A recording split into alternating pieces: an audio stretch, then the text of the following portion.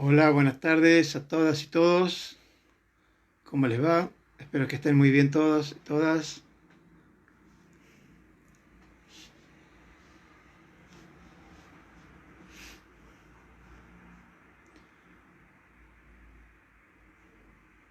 Hola Martín, Tati, Lucas, Nair, Nati, Fede. Hola Alfonso, Sofi, Juli, Félix, Mica, ¿cómo andás? Valentina. Hola Flor, ¿qué tal Lucía? Otra Lucía más, ¿qué tal Lucía? Hola Sol, Vale, ¿cómo andás? Renato, Nicolás, bueno, Ornel, Esteban, a todos y todas, buenas tardes. Hola Darío, ¿cómo andás, querido? Lili, Celi,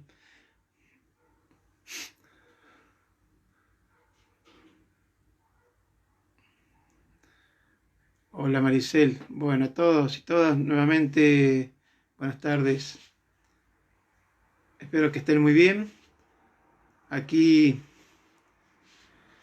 intentando avanzar un poquito en la materia. Hola Anto. Eh, un día más en clases virtuales. Sei, Coti, a todas y todas nuevamente buenas tardes. Y bueno, Darío, eh, hoy lo que vamos a trabajar es una escuela, un autor, a partir de un autor tan particular como es Pierre Bourdieu. Bourdieu es un autor, diríamos, casi contemporáneo. Vivió hasta creo que el 2007 o 2008, si bien no me recuerdo, pero ha tenido una influencia importantísima en el contexto de las ciencias sociales y en el contexto de la sociología en particular, pero que es un autor, insisto, que nosotros podemos encontrar en cualquier referencia sobre las ciencias sociales y obviamente en la sociología. Como digo, entre paréntesis, como digo siempre, cuando ustedes tengan alguna duda, me lo dejan ahí, yo después, al finalizar la clase, en algún momento respondo. Entonces, hola Romy y a todos los que me saludaron antes.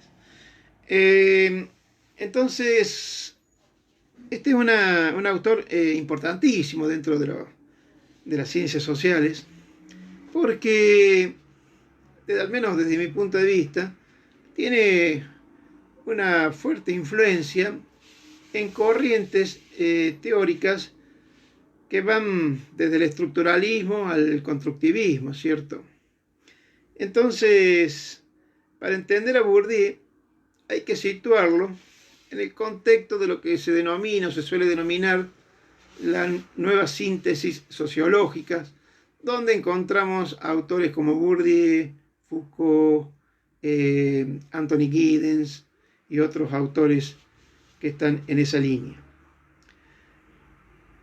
Lo que vamos a plantear en el tiempo que podamos y que nos den aquí el tiempo del espacio, es una serie de conceptos y una serie de articulación entre esos conceptos a la luz del pensamiento, obviamente, del autor como Bourdieu. En ese sentido, yo voy a solamente mencionar algunos de los conceptos y dimensiones que vamos a trabajar y luego las vamos a ir desarrollando a medida que avance la clase. Lo primero, constructivismo, estructuralismo constructivista. Algunos plantean que es una perspectiva reproductivista. Esto lo digo para Nicolás, que me está preguntando.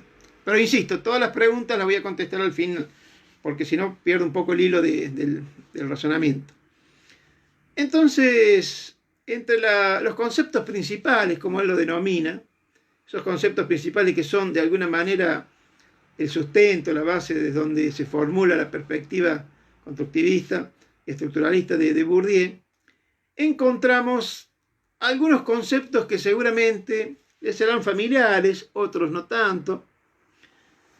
Y entre esos conceptos vamos a encontrar la concepción del conocimiento, vamos a encontrar la dimensión de las prácticas sociales, vamos a encontrar los conceptos de capital y los diferentes tipos de capital, vamos a encontrar estructuras objetivas, estructuras internalizadas, vamos a encontrar también otro de los grandes aportes al campo de la sociología de Bourdieu, el concepto de campo,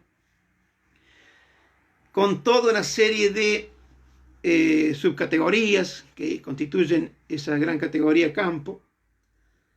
Otro de los conceptos, dimensiones, como mejor le guste, que vamos a trabajar es el habitus, que no es hábito, es habitus, y que junto con el campo constituyen, diríamos, la matriz más importante del pensamiento de Bourdieu.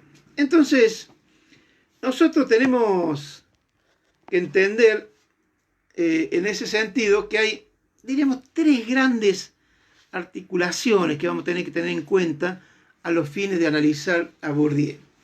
El concepto de campo, el concepto de hábito y el concepto de prácticas sociales. En ese contexto es que vamos a desarrollar la perspectiva de Bourdieu. Un pequeño paréntesis, pero que viene bien para entender.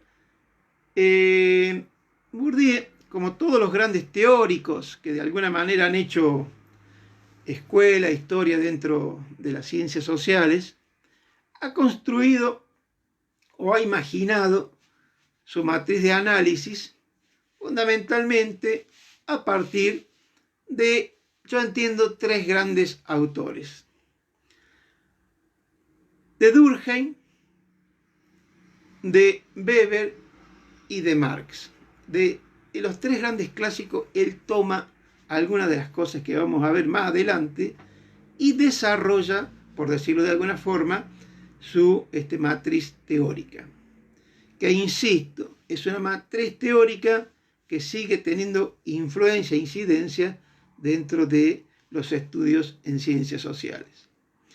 ¿Cómo uno ve o da cuenta de que un autor tiene algún tipo de significación dentro de las ciencias sociales? Hay varios factores, y el propio Salvador Giner lo dice.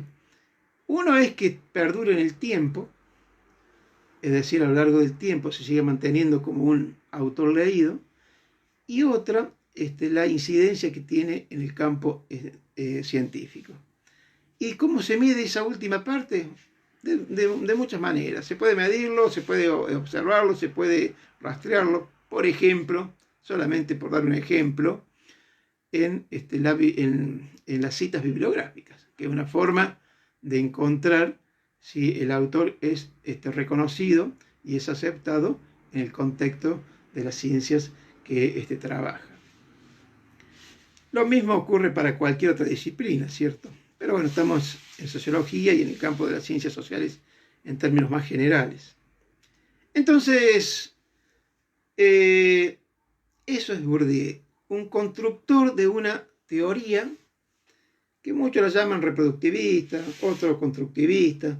No hay un término único. Él mismo, cuando le preguntaban cómo usted se anota en alguna perspectiva, y él solía ser bastante esquivo en el momento de autocalificarse, pero siempre estaba pensando en que era un estructuralista, un constructivista. Sus críticos decían que era un reproductivista. Pero más allá de la calificación que tenía y que tiene el autor, sigue siendo alguien de referencia, alguien que tiene aún una incidencia bastante importante en el ámbito del conocimiento.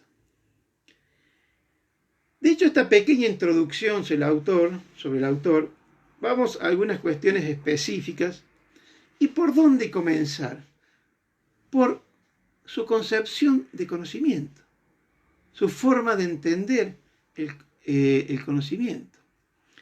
Y en ese sentido, él hace, si se quiere, una articulación entre algunas cuestiones vinculadas a Weber y algunas cuestiones vinculadas a Durkheim. Y él va a partir de un elemento clave, básico, que el conocimiento siempre es un proceso de producción social, donde los investigadores están inmersos y en consecuencia sufren los condicionamientos tanto de las estructuras sociales como del propio campo del conocimiento en el cual está inmerso.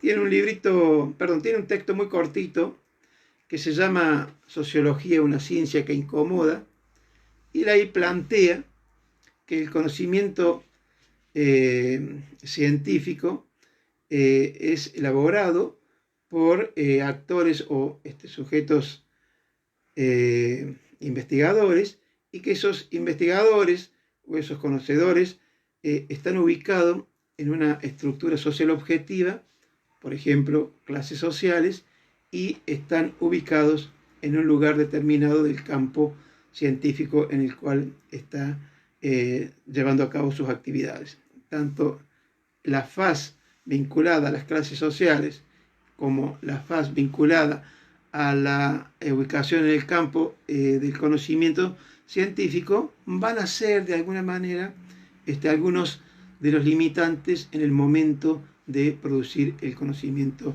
por parte del investigador.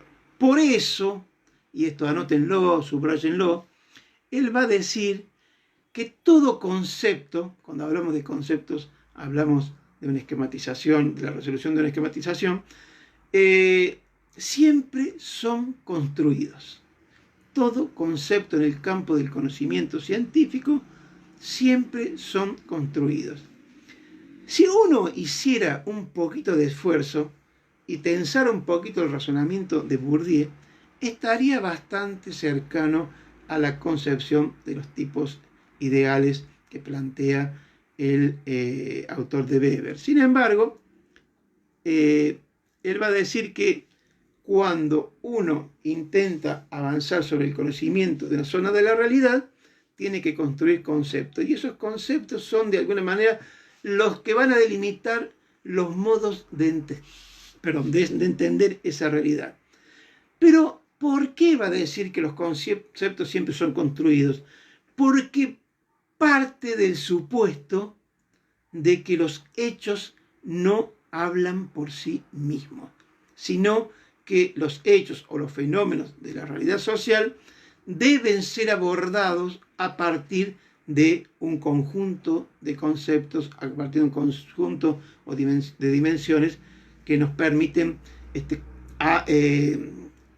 acercarnos y darle de alguna manera un conocimiento específico.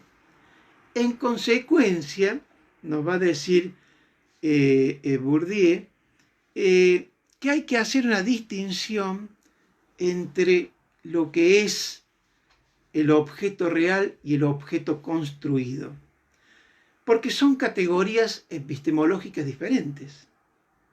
Lo real es lo que está fuera del alcance del conocimiento, pero que una vez que el conocimiento lo aborda, inmediatamente aparece un nuevo objeto ya construido. En consecuencia, va a decir Bourdieu que todo acto de investigación, independiente de la zona de la zona de la realidad, es un acontecimiento empírico, es decir, que existe en la realidad, y es un acontecimiento teórico porque es el que aparece a partir de la reflexión y de los procesos metodológicos que toda ciencia necesita. Esto, que parece una mera cuestión teórica, en realidad tiene sus implicancias dentro del campo de las ciencias sociales, porque nos permite reconocer por lo menos dos cuestiones bastante interesantes, que el conocimiento aporta, permítanme el término, luz sobre hechos que en principio aparecen casi dormidos o que no tienen una dinámica como la que puede aparecer luego de someterlo al andamiaje teórico y metodológico por parte del investigador. De otra manera, se puede señalar, y Bourdieu siguiendo a Durkheim, que el hecho de investigar, el acontecimiento que se va a investigar o que se va a conocer, debe romper de alguna forma con todas las ideas o prenociones sobre el objeto a conocer. ¿Y quién hablaba de prenociones entre los clásicos? Durkheim, cuando hablaba de que todo saber necesitaba romper con las prenociones primarias para poder acercarse teórica y metodológicamente al objeto de conocimiento. Entonces, para que haya un acto científico, por decirlo de alguna forma, va a decir Bourdieu, es necesario, subrayen esto, construir deliberada y metodológicamente nuestro objeto de estudio. Fíjense ustedes que al principio yo dije que se podía entender a este autor, porque él mismo se autodenominó, como un autor constructivista. Fíjese, la construcción del conocimiento a partir de una serie de herramientas teóricas y metodológicas que van hacia el objeto de estudio a partir de una delimitación previa conceptualmente. Cuestión de importancia porque pone de alguna forma que hay en todo conocimiento científico dos maneras de abordarlas, por lo menos, desde un conocimiento sistemático o de la simple sociología espontánea, como plantea Bourdieu. Cuando Bourdieu habla de un conocimiento científico, habla de un conjunto sistematizado, de un corpus de conocimientos más o menos articulados, más o menos fortalecidos, mientras que una sociología espontánea está justamente basado en la espontaneidad y en las prenociones que poco tienen que ver con el sentido científico, más tienen que ver con el sentido común, que es totalmente alejado a las intenciones de cualquier conocimiento científico. Esta cuestión de construir conceptos va de alguna forma también vinculada a otra de las preocupaciones que tenía Bourdieu. A lo largo de todo el siglo, sobre todo el siglo XX, que es donde él hizo bastante hincapié, las ciencias sociales muchas veces estuvieron divididas entre perspectivas objetivistas y perspectivas subjetivistas. Entonces, él pensaba que esas perspectivas objetivistas, que la vamos a ver con mucho más detenimiento, que refieren a las estructuras externas de los individuos, ¿quién hablaba de eso? Durkheim. Pensadas y en términos de divorcio con respecto a las perspectivas subjetivistas, en realidad lo que hacían era romper una unidad que no se podía considerarla como rota. Dicho de otra manera, las perspectivas objetivistas y las perspectivas subjetivistas, es decir, las perspectivas vinculadas a las estructuras externas y las perspectivas vinculadas a las estructuras internas, no podían estar disociadas, sino que, va a decir Bourdieu, el actor social, ahora incorporo el concepto, con Weber hablamos de un actor, con Durkheim hablábamos de un individuo, con Marx de un sujeto, etcétera, etcétera. Bueno, con este autor, con Bourdieu, vamos a hablar del actor social. Él decía que esas perspectivas objetivistas y subjetivistas no podían ser analizados, considerados por separado, porque el actor social era una unidad tanto vinculada a las estructuras externas como vinculada a sus procesos subjetivos de representación del mundo. Entonces, va a decir Bourdieu que hay que explicar las condiciones objetivas, es decir, esas estructuras externas, y esas condiciones subjetivas, esa forma de percibir el mundo, a partir de las prácticas sociales. Subrayen esto porque es importante, porque nosotros en algún momento le iremos a preguntar o a solicitar que nos respondan en dónde se unen estas condiciones objetivas y subjetivas planteadas por el autor. ¿Dónde se unen? En las prácticas sociales, porque en las prácticas sociales es donde se lleva a cabo el proceso de producción y o reproducción de la vida en sociedad. Dicho de otra manera, cuando Bourdieu observa que a lo largo del siglo XX fundamentalmente se ha dado una disociación entre las perspectivas objetivistas y las perspectivas subjetivistas, él va a señalar que eso no se puede hacer toda vez que el actor social, ese actor que lleva adelante la vida social, es una unidad indisoluble, es un actor vinculado a lo externo y también es un actor vinculado a lo subjetivo. Y en consecuencia, cuando ese objetivo y ese subjetivo entran en contacto, se va a producir el vínculo con otros, y ese vínculo con otros se llaman prácticas sociales, va a decir Bourdieu.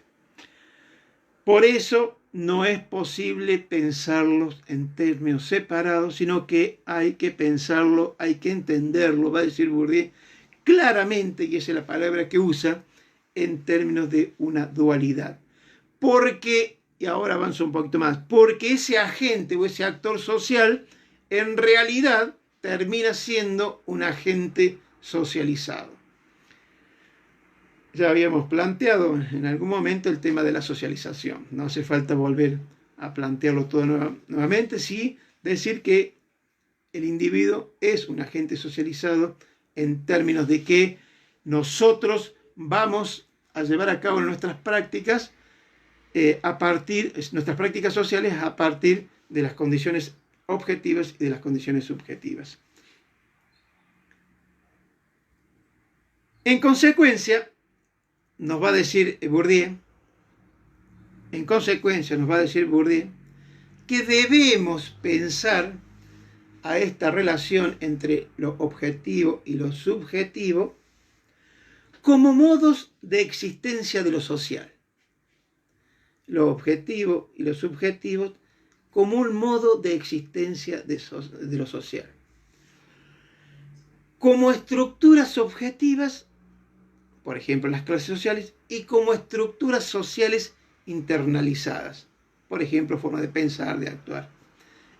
O dicho de otra manera y en términos muy de Bourdieu, como lo social hecho cuerpo y como lo social hecho cosa.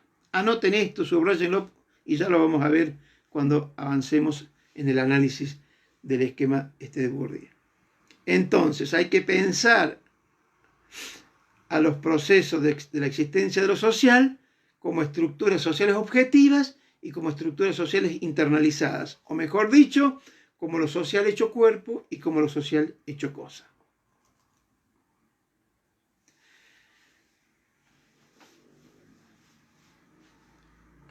No, estoy hablando de Bourdieu, pero que efectivamente en algún momento Tenti Fanfani lo toma a Bourdieu. Entonces, lo social externo hecho cosa, o la realidad o la sociedad hecho cosa, significa un conjunto de campos en los cuales los individuos tienen posiciones históricamente construidas. Anoten esto, subrayenlo y ya vamos a analizar en detenimiento el problema del campo. Mientras que lo hecho cuerpo son, anoten esto, sistema de disposiciones incorporados por los agentes a lo largo de su trayectoria individual. Fíjense, son sistemas que están disponibles por los individuos y que esos individuos se los incorporan. ¿Y qué es lo que incorporan esos? ¿Y qué es lo que incorporan esos agentes? Básicamente la forma de percibir y la forma de representarnos el mundo, que para Bourdieu va a ser el hábitus. En consecuencia, fíjense ustedes, chicos, que estamos dando un paso bastante importante acerca de los dos conceptos fundamentales del planteo de Bourdieu, que es el campo y el hábitus. Las estructuras objetivas externas, el campo, y las estructuras subjetivas interiorizadas, el hábitus. Vayan subrayando eso, vayan poniéndolo ahí para que después lo podamos ir profundizando. Los dos sistemas que me pregunta Josefina son las estructuras objetivas externas, vinculados al campo, lo que Bourdieu suele denominar lo social hecho cosa, y las estructuras interiorizadas, lo que Bourdieu suele denominar lo social hecho cuerpo. Y con estas dos categorías, con estas dos dimensiones, el campo y el hábitus, que ya lo vamos a ver en detenimiento, en realidad, va a decir Bourdieu, lo que se logra es, de alguna manera, superar esa dicotomía entre objetivismo y subjetivismo. Y lo supera en una relación dialéctica. Objetivismo y subjetivismo no deben ser analizados en términos separados, sino en una dualidad, en una relación, y esa relación es una relación dialéctica. Por eso va a decir, y subraye Bourdieu, que pensar sociológicamente es pensar en términos relacionales. ¿Y qué es lo que aparece en ese pensamiento relacional? Fundamentalmente lo que venimos planteando. El análisis sobre las estructuras objetivas, lo social hecho cosa, y el análisis de la realidad subjetiva, lo hecho cuerpo. En consecuencia, debemos considerar a los agentes de Bourdieu en un proceso de permanente vinculación entre estructuras objetivas y estructuras subjetivas. Insisto que estamos planteando una perspectiva del autor que abunda la idea de que hay que superar la dicotomía entre objetivismo y subjetivismo, y que esa superación se da en un término de relaciones dialécticas, y que eso permite de alguna manera pensar en términos relacionales o en términos de relación. En consecuencia, lo objetivo y lo subjetivo van unidos mediante un proceso de relación. estoy hablando de un proceso de relación y no de interacción, porque la interacción está más apegada fundamentalmente a los procesos micros, mientras que los procesos de relación están apegados más a los procesos macros de la vinculación en la sociedad, fundamentalmente a través de los espacios, la utilización y la ubicación en determinados espacios sociales, como por ejemplo las clases sociales. Dicho esto, entonces, primera definición de campo, porque vamos a ir avanzando a intentar vincular esta idea de campo y de hábitos en términos de las prácticas sociales, que es el lugar donde efectivamente se plantea. Entonces, primera definición así muy rápida de campo, pero que la vamos a profundizar. El campo, anótenlo, como conjunto de relaciones objetivas entre posiciones históricamente definidas. Conjunto de relaciones objetivas entre posiciones históricamente definidas. Fíjense ustedes que cuando Bourdieu plantea el problema del campo, lo está planteando como relaciones objetivas, es decir, que son cuestiones externas o estructuras externas a los actores sociales y que están definidas históricamente.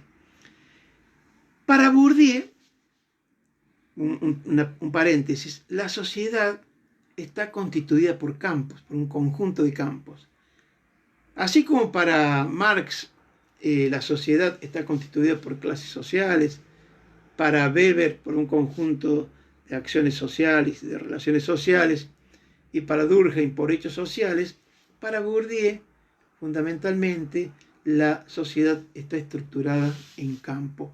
Y esos campos están conformados fundamentalmente por relaciones objetivas entre los integrantes de ese campo y que tienen posiciones. Ya vamos a ver qué tipo de posiciones ocupa cada actor dentro del campo. Y que ese campo está históricamente definido. Por ejemplo, el campo de la educación, por ejemplo, el campo de la economía, por ejemplo, el campo del derecho. Son campos, en términos de Bourdieu, constituidos a lo largo de la historia y que cada actor que está involucrado en ese campo ocupa una posición objetivamente determinada. Y planteo la otra gran definición, y después vuelvo al campo, que es el habitus. Habitus con H y con B larga. Habitus.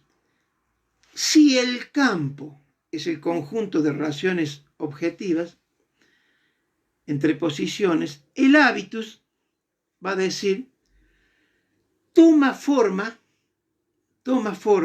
de un conjunto de relaciones históricamente incorporados a los agentes sociales.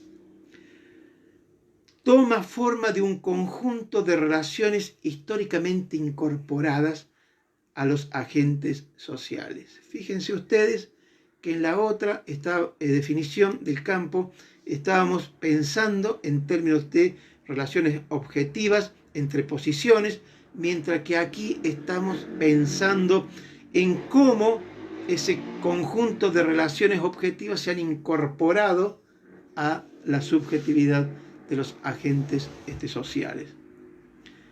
En consecuencia, insisto con esto, son conceptos que son parte del arsenal teórico de Bourdieu, pero que no se pueden comprender uno sin estar en relación con el otro. Uno campo y otro habitus forman el núcleo central, por decirlo de alguna manera, del pensamiento de Durkheim. Cierro este paréntesis y vuelvo al campo. Pero antes de eso, díganme o pónganme ahí y me escriben cuáles son las dudas y luego yo cuando termine la clase se las respondo.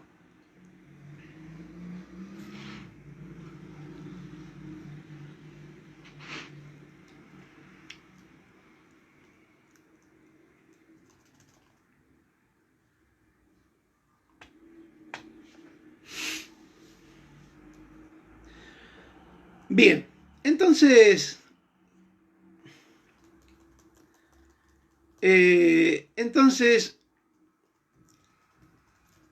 al hablar de campo,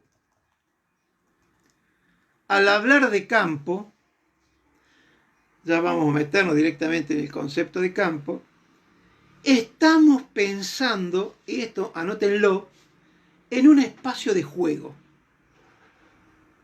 En un espacio de juego. El hábitus es una forma de representarse el mundo, ¿cierto? Una forma de percibir, de actuar y de sentir. Ya lo voy a tratar con más detenimiento cuando vayamos directamente al hábitus. Vuelvo al campo. El campo es, para Bourdieu, un espacio de juego. Y en ese espacio de juego, los actores de Bourdieu invierten y buscan recompensas.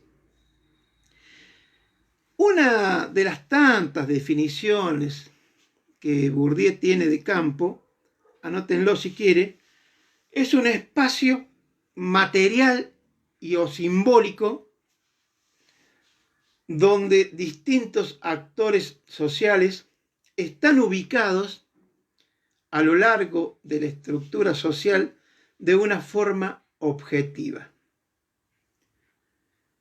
Esta definición, que es un poco tomada de varias definiciones de Bourdieu, en realidad lo que nos pone rápidamente es en la idea de que para entender el concepto de campo hay que entenderla como estructuras objetivas en donde los individuos llevan adelante sus prácticas sociales. Pero que no solamente es material, sino que es simbólico. Le voy a dar un ejemplo.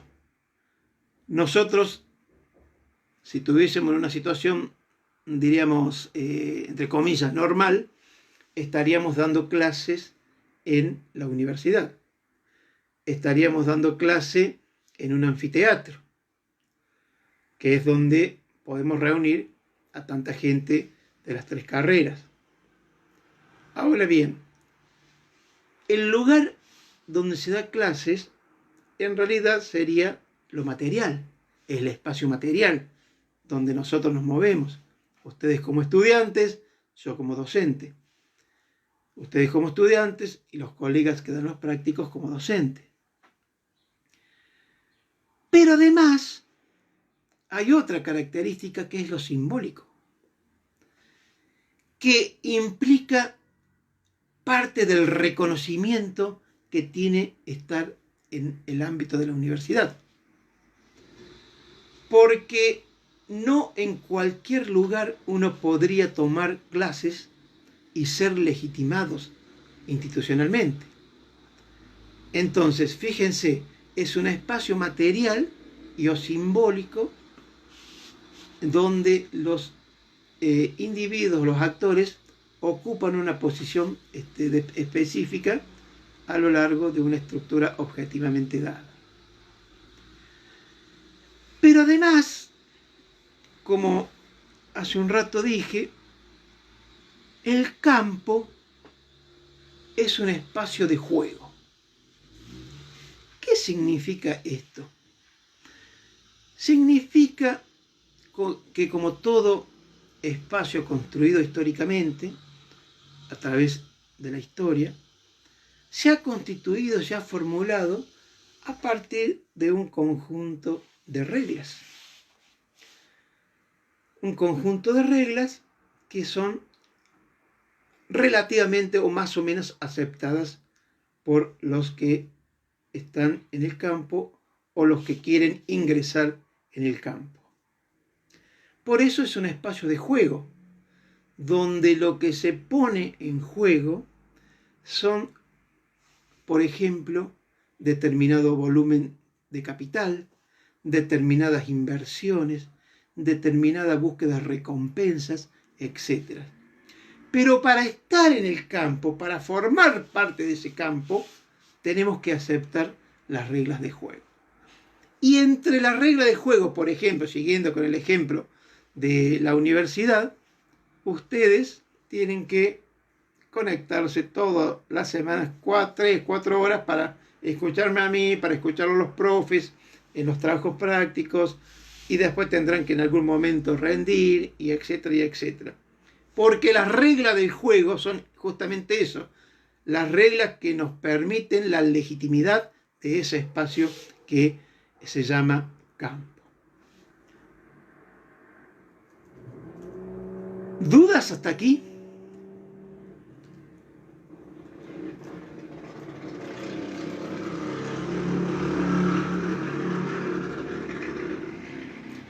Ahora bien,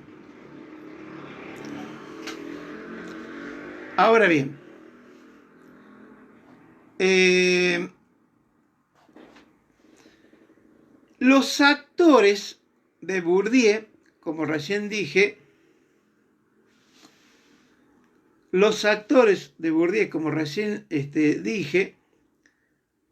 tienen necesidad de invertir una vez que están predispuestos a ingresar en el campo. Vamos a seguir con el mismo ejemplo de la universidad. Ustedes no solamente invierten un valor importantísimo como que es el tiempo, porque el tiempo no se puede recuperar, sino que también invierten, sus padres, ustedes, no sé quién, dinero, que es un elemento importante.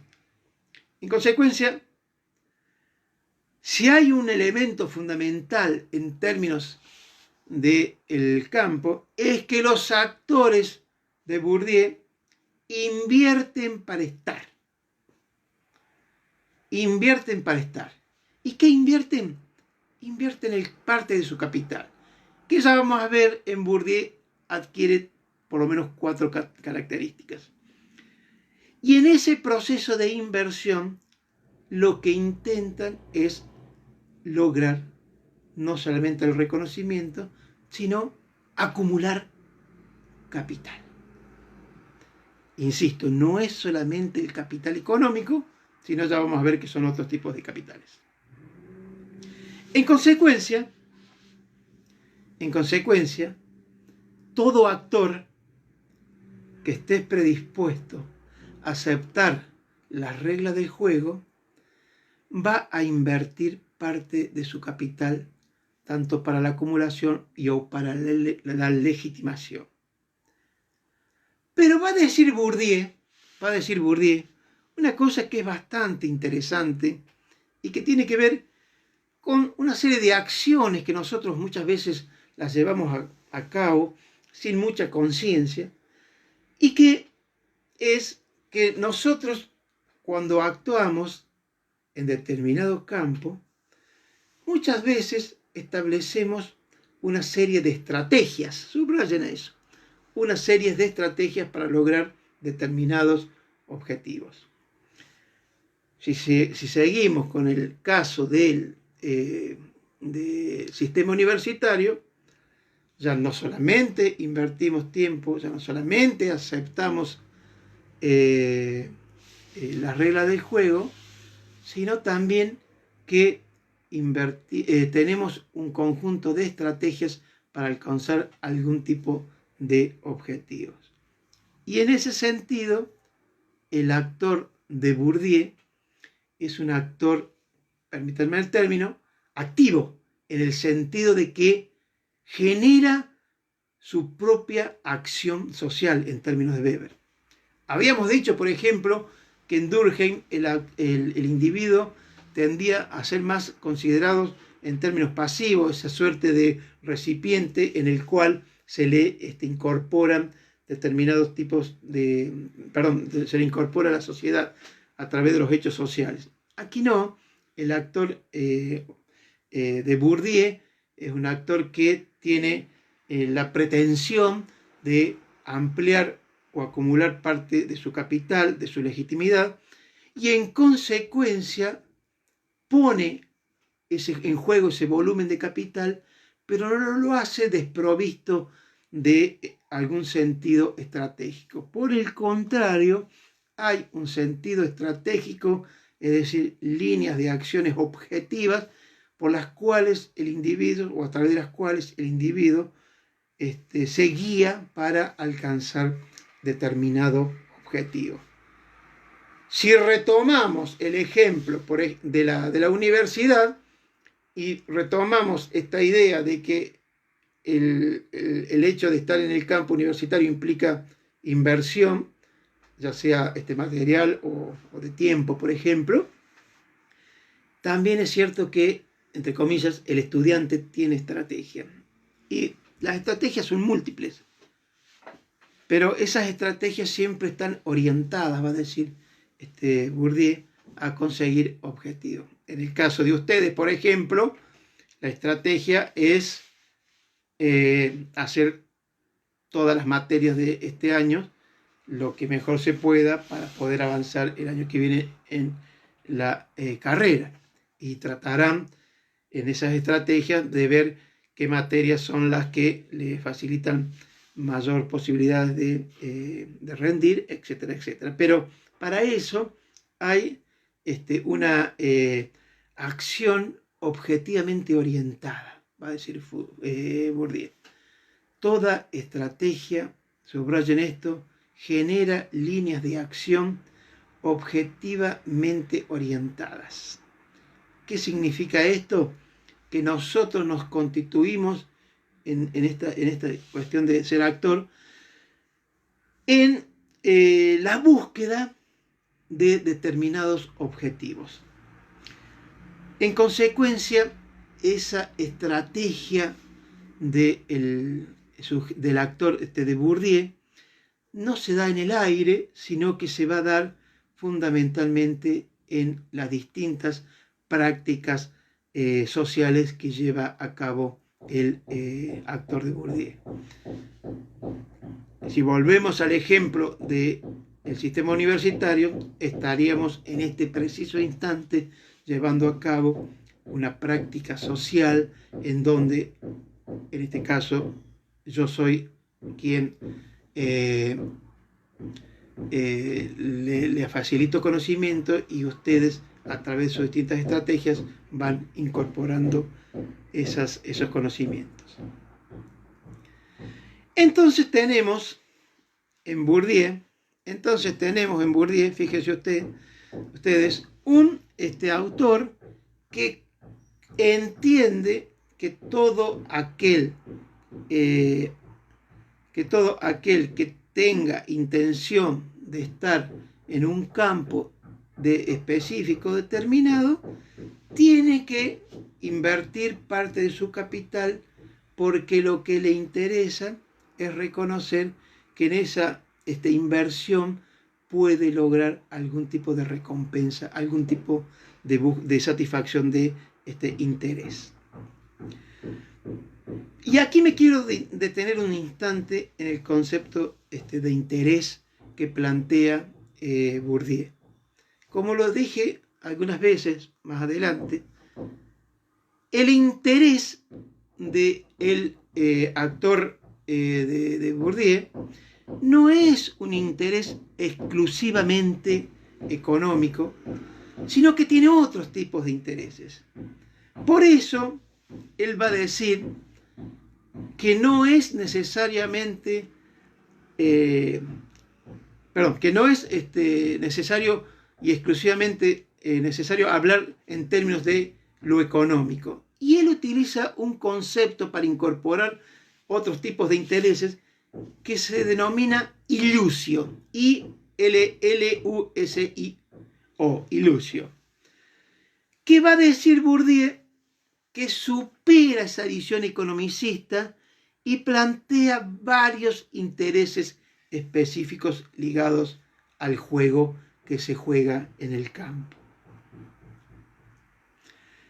esta idea de ilusio es vinculada al argumento de que el actor está predispuesto a invertir para invertir parte de su capital y en consecuencia tomar parte en el juego que le propone el campo que él ha elegido para participar. Entonces, el interés es el interés de estar, el interés de poder adquirir determinados bienes simbólicos, por ejemplo, ¿cierto? Por eso va a decir Bourdieu que es importante este concepto de interés. El interés no es meramente interés económico, sino que es un interés también simbólico. En consecuencia, fíjense, este gran rodeo que hemos hecho para ver cuáles son, de alguna manera, los componentes de un determinado campo. Campo, como dijimos, entendido como sistema de posiciones y de relaciones entre posiciones en una determinada estructura social objetiva. Por supuesto, si nosotros nos atenemos a lo que está planteando la definición, quiere decir que en ese campo la distribución entre los actores de Bourdieu es desigual, porque planteamos que hay una determinada ubicación objetiva de los actores a lo largo del campo. Entonces, esto es importante porque retoma de alguna manera una mirada más crítica devenida de la perspectiva de Marx. Sistema de posiciones, y ese sistema de posiciones genera cierta distribución desigual entre las distintas posiciones que ocupan los individuos.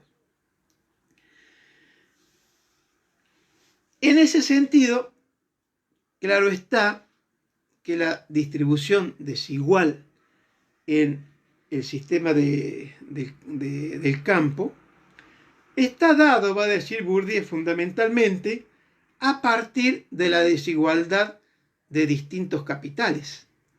Es decir, que empezamos a ver que el campo no es un componente homogéneo, sino que en el interior de ese campo hay posiciones y esas posiciones generan desigualdades como consecuencia de los distintos tipos de capitales que tenemos y que estamos dispuestos a ponerlas en juego.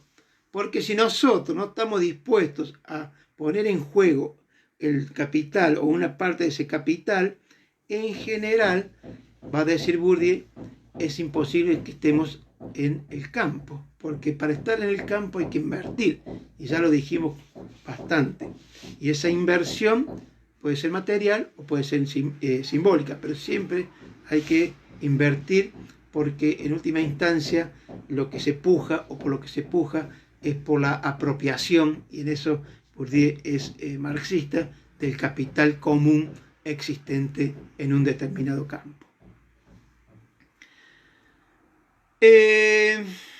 ¿Dudas hasta aquí, chicos?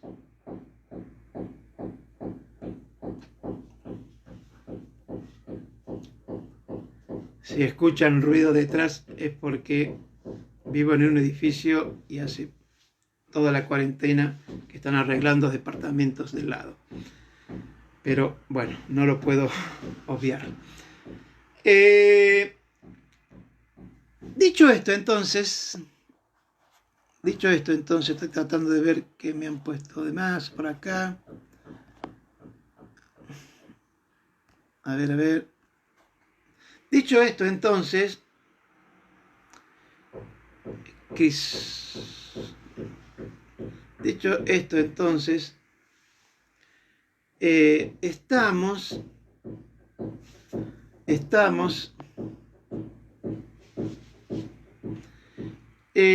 estamos frente a un panorama en el cual los actores de Bourdieu que pujan por la apropiación de un capital que no es lo mismo que interés, toda vez que el interés es el interés puesto en jugar, en cambio el capital es lo que se pone en disputa. Decimos que el campo puede ser comprendido como un espacio de lucha entre fuerzas sociales actuales y potenciales. Fíjense ustedes, espacio de lucha o de disputa, en eso es totalmente marxista, ¿cierto? Entre fuerzas sociales actuales y potenciales. En consecuencia, este espacio de lucha que se plantea Bourdieu, se plantea porque hay distintos actores. Por lo menos, va a decir Bourdieu, todo campo reconoce dos actores principales. Anoten esto. Los actores conservadores y los actores transformadores o subversivos, así tal cual lo plantea el propio Bourdieu. ¿Qué entiende por actores conservadores? A aquellos actores que tienen la capacidad de orientar en la actualidad un determinado campo. Imaginemos el campo de lo jurídico o el campo de la educación. Hay actores que ya están, que son los que de alguna manera, por su capital, no solamente económico, tienen la capacidad de ser reconocidos, de estar legitimados y orientar de alguna manera el campo. E imagínense ustedes, porque muy bien lo dice Bourdieu y pone de ejemplo a los jóvenes, como que quieren ingresar al campo. Y con menor capital cultural, con menor capital social, con menor capital económico, lo que fuere, entonces entrarían a un espacio de disputa, que es actual y o potencial, ¿cierto? Más allá de hoy. Entonces, entre esos dos actores conservadores o transformadores o subversivos, va a decir Bourdieu, es donde se plantea fundamentalmente la dinámica de los campos, ese espacio material y simbólico, pero que adquiere el sentido de disputa porque lo que se busca apropiarse es el capital común. Entonces, vamos a decir que para Bourdieu el campo es un espacio material o simbólico de luchas entre distintos actores que tienen una distribución desigual de los distintos tipos de capital. Y esto último lleva a tener tres características interesantes para el tema del capital que tenga cada uno de esos actores o esa distribución que se hace del capital.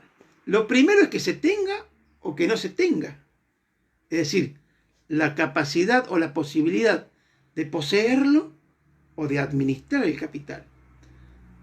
Entonces, si yo estoy en el campo y soy un actor que vengo, probablemente tenga la posibilidad de poseer capital y además de administrar ese capital. Y no lo voy a querer largar, va a decir Bourdieu, porque justamente es un espacio de confrontación y de lucha por apropiarse de ese capital. La segunda característica es que el volumen del capital, que se tenga mayor o menor capital. Y Bourdieu, ¿qué nos va a decir? Que quienes ya están en el campo, imaginemos el campo de la economía, o en el campo del derecho, en el campo de lo que fuere, hay algunos actores que van a tener mayor volumen de capital y que lo van a hacer pesar en determinado momento en las prácticas sociales. Y el tercer elemento tiene que ver con el carácter legítimo o no de ese capital.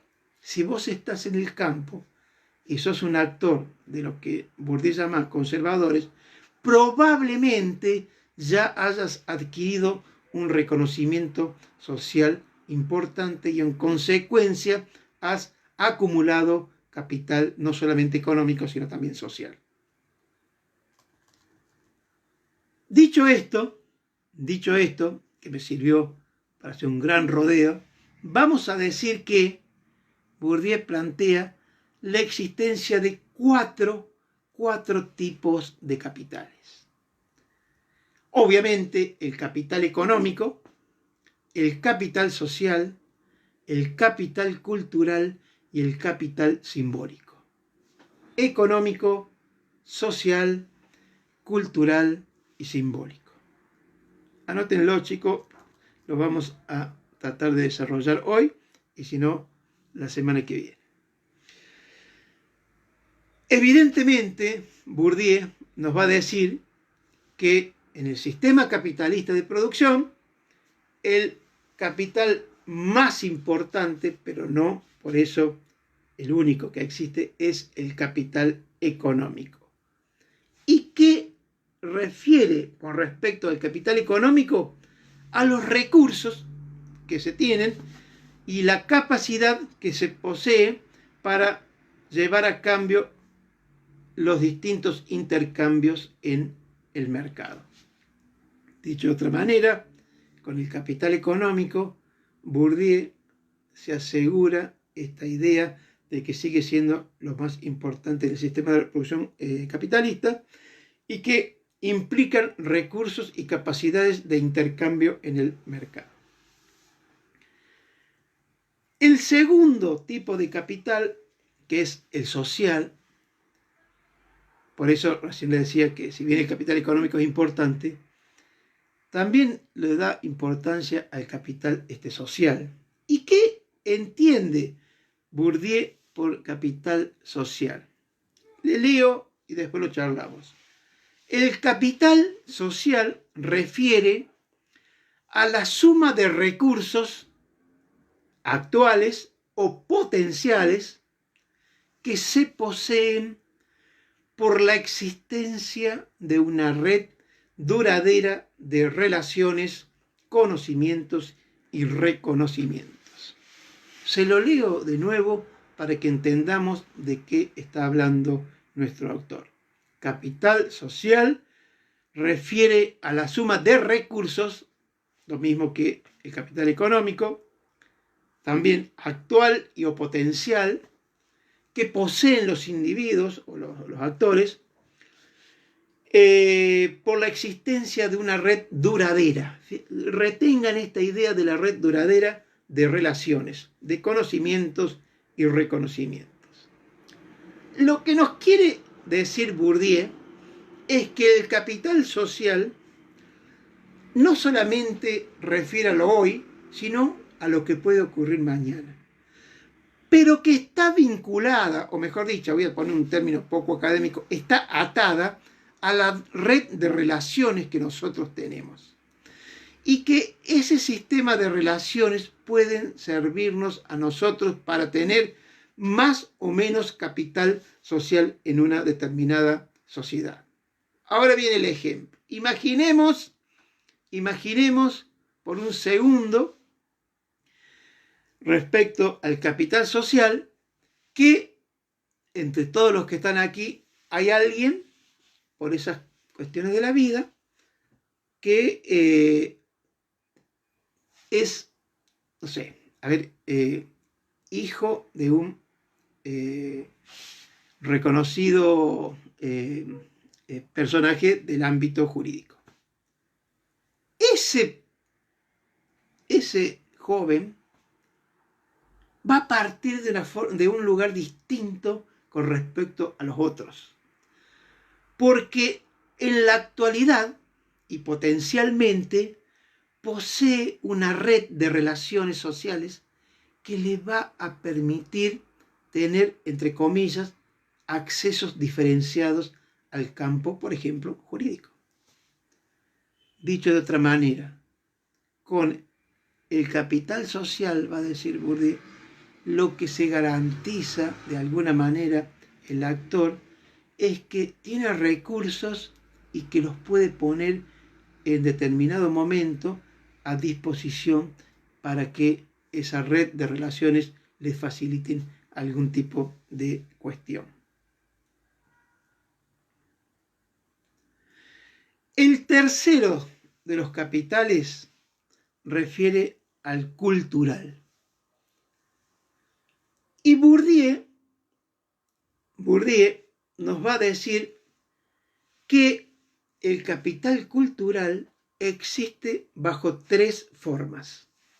Capital cultural existe bajo tres formas.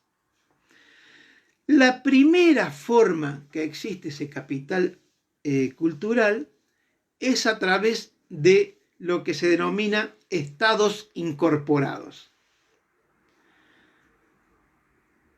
La segunda forma de capital cultural es lo que se denomina capital cultural objetivados.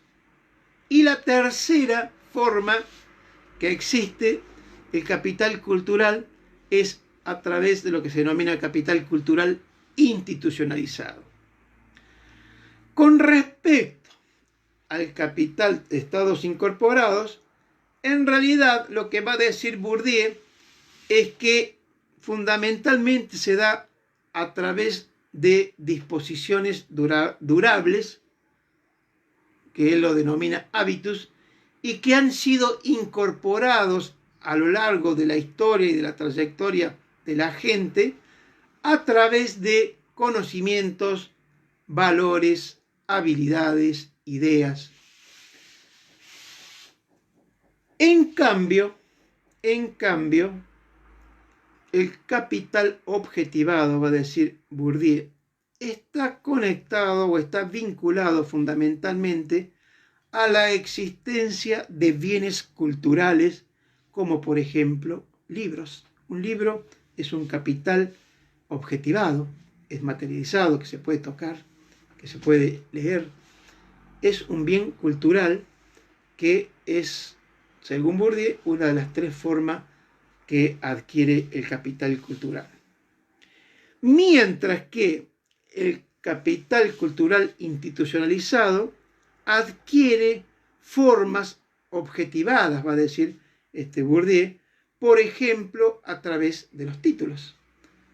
Cuando ustedes puedan ir al egreso a recibir el título, en realidad lo que van a estar de alguna manera es objetivando, es dándole forma a una cuestión de 5, 6, 7 años, lo que les lleve la carrera, pero que se traduce en un papel. Y ese papel, que tiene el valor del título habilitante, implica que hay un reconocimiento por parte de la institución.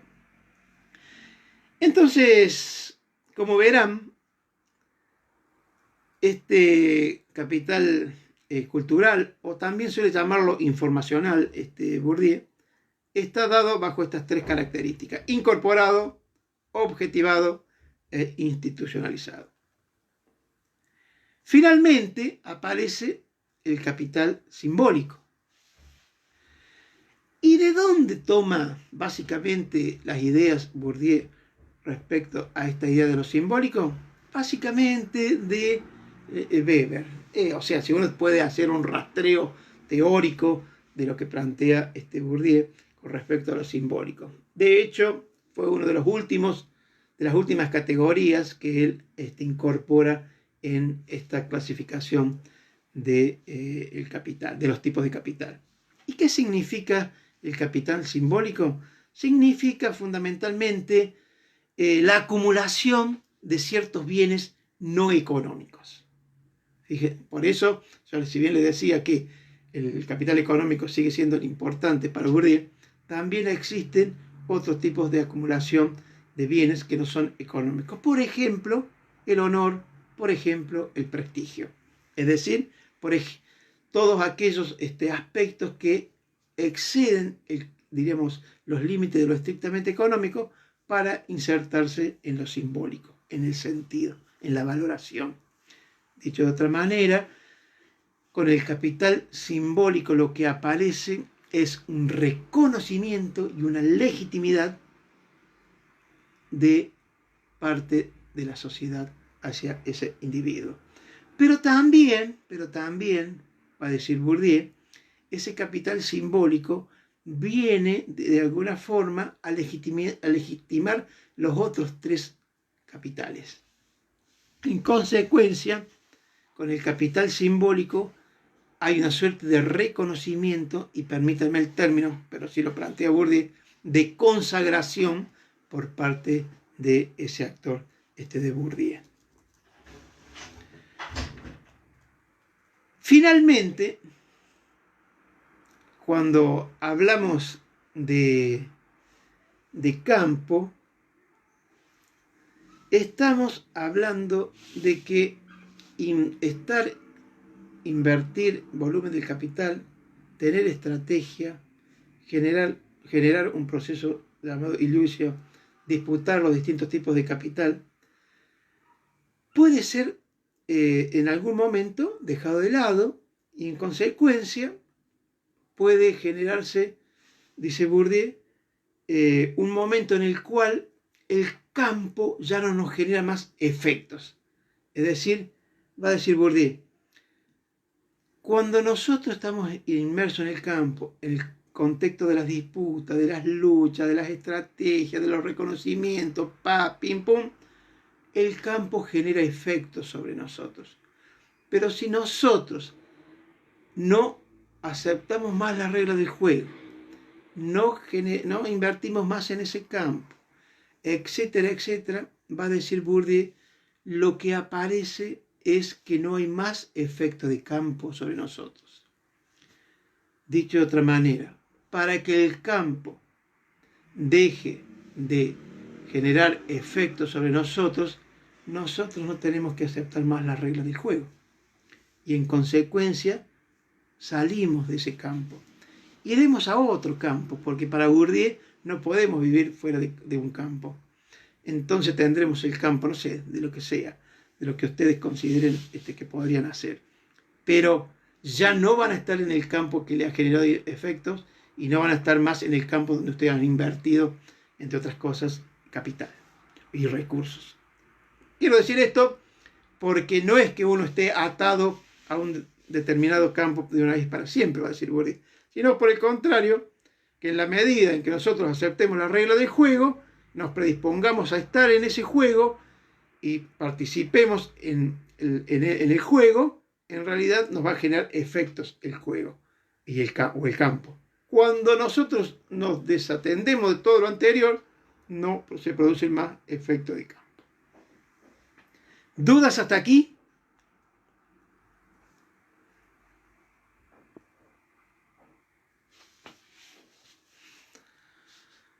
¿Dudas, chicos?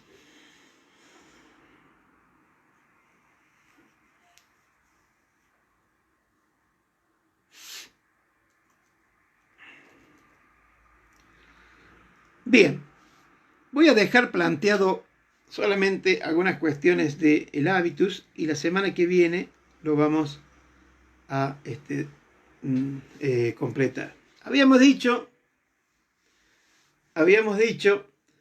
que dos conceptos centrales para entender el planteo de Bourdieu. Uno es campo, que es el que acabamos de definir, y otro es hábitos.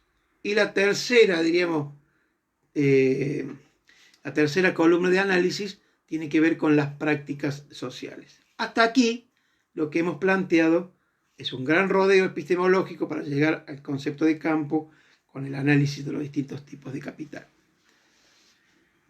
Ahora bien, el otro concepto importante, o la otra categoría, la otra dimensión, como a ustedes más les guste, es el hábitus.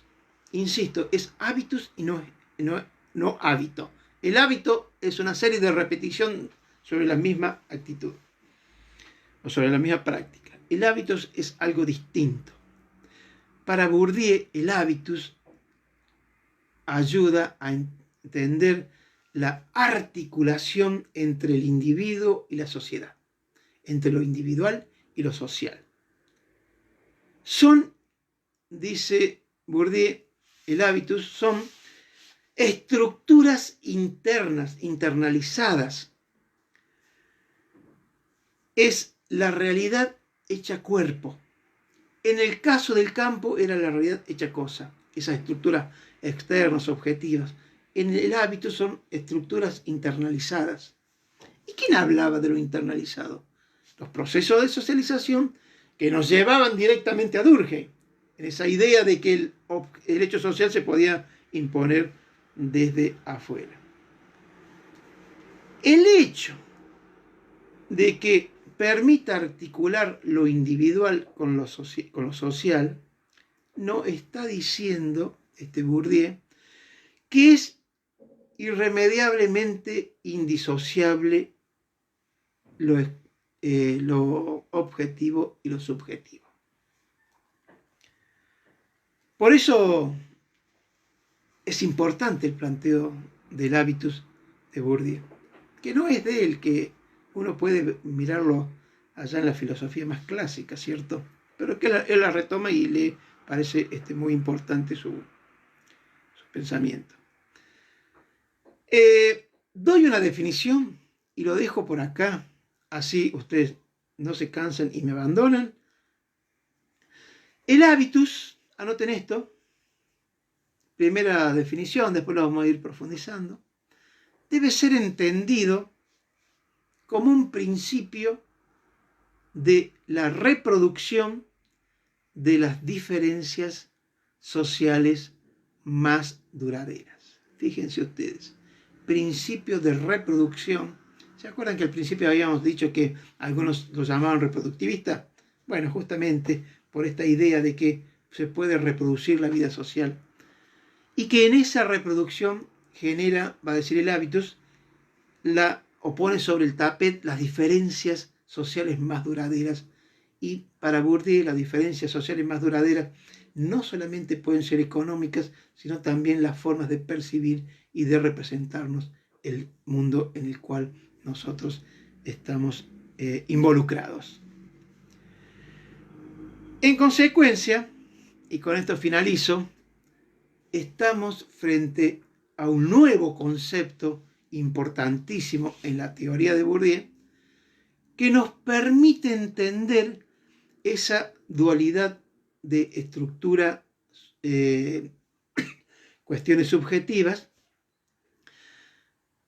hábitos. La mirada aristotélica, el hábito viene más de esa raíz, ¿cierto? Según de allá sus raíces en la filosofía más clásica. La definición, Valentina, que el hábitus es un principio de la reproducción de las diferencias sociales más duraderas. Y yo les había dicho que en el caso de la reproducción, que era una forma de verlo Bourdieu, lo que implica es que la vida social se reproduce. Y se reproduce, va a decir Bourdieu, a partir de diferencias no solamente económicas, sino sociales, y que duran a lo largo del tiempo. Por eso va a aparecer ese concepto que recién discutimos, que son los actores que están involucrados en el campo, tanto conservadores como transformadores. Entonces, con el hábitus avanzamos en conocer esa trilogía de conceptos, campo, hábitos y prácticas sociales, y de alguna manera empezamos como a cerrar el pensamiento de Bourdieu. Pero esta última parte la vamos a ver la semana que viene, nos vamos a tomar unos minutos y vamos a definirla y avanzaremos en el programa. Por ahora, y solo por ahora les digo que todas las dudas que ustedes tengan, me las ponen ahí en la página y yo en algún momento, después de tomarme un café o un mate, trataré de responderlas. Bueno, muchísimas gracias por ahora. Nos vemos la semana que viene y obviamente les reitero que cuídense, estamos en una situación bastante compleja, así que a cuidarse. Que tengan muy buenas tardes. Hasta luego.